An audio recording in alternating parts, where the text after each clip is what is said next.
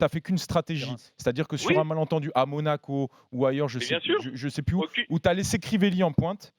Tu as fait la muraille de Chine derrière et puis tu as envoyé des longs ballons en espérant, sur un coup de pied arrêté, essayer de gagner le match. Tu as réussi à prendre des points comme ça. Je crois que tu avais pris 7 points en 3 journées. Et sur la journée où il fallait faire la différence à domicile, ils ont fait du jeu et ils ont gagné 3-1, là, ce fameux match dont je te parle.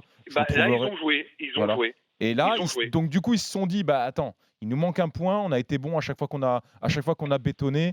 On a réussi à prendre des points. Et c'est peut-être c'est peut-être cette idée-là qu'ils ont voulu mettre en avant.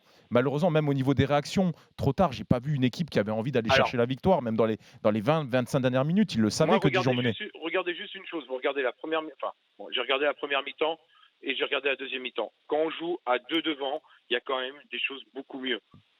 C'était la deuxième mi-temps. Mais c'est pas ça, Sébastien. La clé aussi, c'est le positionnement de Farge sur le terrain. En première mi-temps, il était beaucoup trop bas. En seconde mi-temps, quand il remonte un petit peu plus près de ses attaquants, tu sens qu'il y a plus de liens dans le jeu. C'est surtout, Sébastien, on est d'accord. Le fait que tu descendes en Ligue 2, tu le joues. C'est pas que ce soir. Non. C'est pas que sur le match de ce soir. Mais franchement, mais il y a un truc, c'est qu'il y a ce qui s'est passé l'été dernier au sein du club. C'est la clé. Mais même, après, il faut dire ce qui est. La question de l'entraîneur, des deux entraîneurs. Pas important ça. Bien sûr que c'est important. Comment tu peux dire que c'est pas important? Parce que le truc capital, le point capital, tu l'as soulevé, c'est la gestion du club depuis les 12 mois. Oui, mais ça c'est une conséquence, Nico. Le vrai mal, c'est que ce club en fait qui était relativement très bien organisé auparavant, avec Xavier Grazlen, avec un organigramme qui était clair. À partir du moment où tout a sauté, et c'est la porte ouverte à toutes les fenêtres, ça donne lieu à n'importe quoi.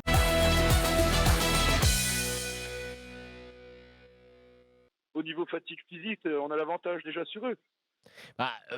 Écoute, Lens, franchement, pour les avoir vus pas mal de fois cette année, c'est une équipe qui est chanceuse. C'est une équipe qui a été chanceuse d'être en barrage. C'est une équipe qui a été chanceuse sur ces 2 barrages. C'est une équipe qui a un entraîneur qui est la plus grosse surcote, je pense, du paysage des entraîneurs français, en la personne de Philippe Montagnier. La saison, tu vas demander à tous les supporters lensois. Ils en taillent des shorts gratuits. Non, mais sérieusement, tu demanderas à n'importe quel supporter lensois. Et la saison, ça a été un long calvaire avec des compositions d'équipe qui avaient ni queue ni tête, avec Bellegarde ou Diarra au poste de délier. Tu sais, un peu à la mode Didier Deschamps. Tu mets un bon numéro aussi sur le côté pour bétonner.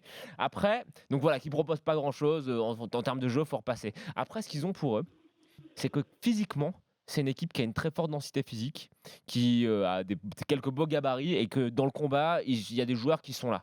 Donc voilà, je pense que là, ça va être un match aller-retour. C'est comme un match de coupe. Il va falloir aller à la guerre. Tout est possible, comme on dit dans le foot, blablabla. Mais bon, ils ont quand même 2 matchs qui sont terminés en prolongation. Et comme je vous le dis, leur point principal, leur force principale, c'est d'être assez physique. Je pense que leur capital forme est assez entamé. Donc Dijon, pour moi, est largement favori. Ludo.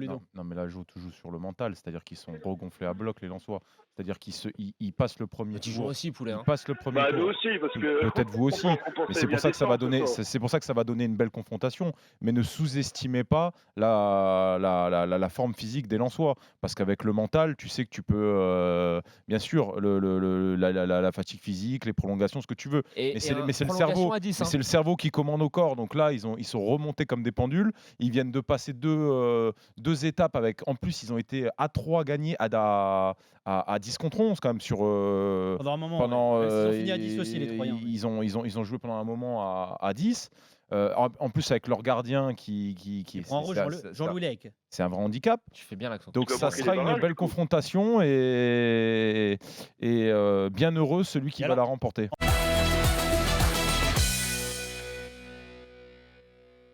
C'est que c'est très très chaud. Voilà. Donc voilà, on va recouper, bien entendu. Jonathan a l'air très emballé d'ailleurs. Non mais il est incroyable. McCourt nous dit, on est déçus, on n'a pas atteint les objectifs, mais pourquoi tu maintiens le principal fautif? Il est encore là, Jacques-Henri Hérault, et c'est lui qui va aller choisir le coach. Je suis désolé, non mais ça a ni queue ni tête. Non, le principal fautif c'est Jacques-Henri Hérault, et ça a ni queue ni tête, ce club, l'organisation sportive n'a ni queue ni tête. Et quand je vois André Villas-Boas, je n'ai rien contre lui, mais André Villas-Boas, de la même manière que le jour où Rudy Garcia est arrivé à Marseille, j'ai dit, ça ne va pas coller. Parce qu'il y a un problème de personnalité. Et Rudy Garcia, ça va faire comme Mitchell, parce que c'est un peu les mêmes. Mitchell et Garcia, on s'est rendu compte que très vite, c'était les mêmes. Et moi, je le sens pas, Boas. Je vois pas sa personnalité en adéquation avec le contexte marseillais. Je te parle pas de compétences tactiques, je te parle pas de compétences en termes de management, mais de compétences d'adéquation en termes de personnalité.